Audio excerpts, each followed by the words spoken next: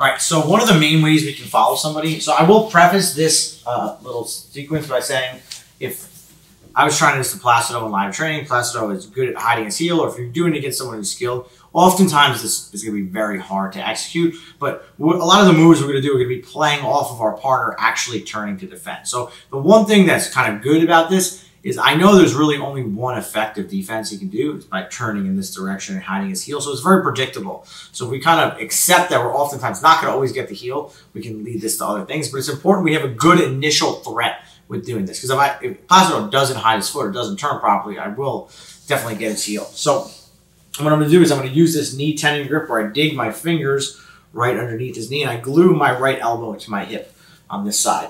Now I want to make sure my elbow is right inside his ankle, like this. And I'm going to elect to use a foot-to-foot method. When I do this, this is going to make it easy for me to heist up to 2 knees. So I kind of flare my knees, and when he starts to turn, I flare and I drive my knees down to the mat. Now, see how my hips are up right here? I want to avoid landing on my head and trying to dig in this position. I certainly can get it, but I'm not going to have a very effective rotation. I want to try to roll under his calf. So my elbow's down, I flare the knees. As I come up, I do like a forward rolling motion, allowing me to catch the heel on the roll, and now I lock a triangle, just like this, and we end up with this kind of belly up finish, where I can connect my hands, start to put my hips in, and we get our inside heel hook finish.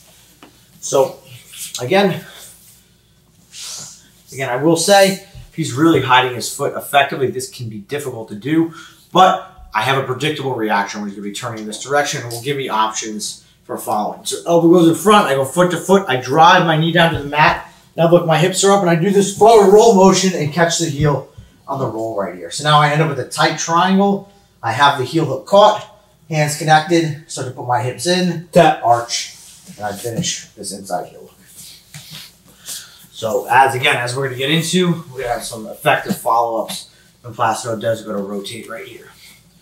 So I have the tendon grip, elbows in front, knees wide, I heist, so my knees are coming to the mat right here. As we roll, I roll all the way over my shoulder and I catch the heel on the roll, making sure I'm pulling my elbow back to my ribs, so I'm focusing on compressing the toes first and then catching the heel second. I'm not trying to just loop my wrist around the heel.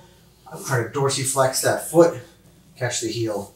We're going to our inside heel hook finish. So this is going to be our first follow. We're going to get into more complicated options that can deal with some of the different reactions he's going to give us. But knee tendon grip, elbow in front, and start to go into my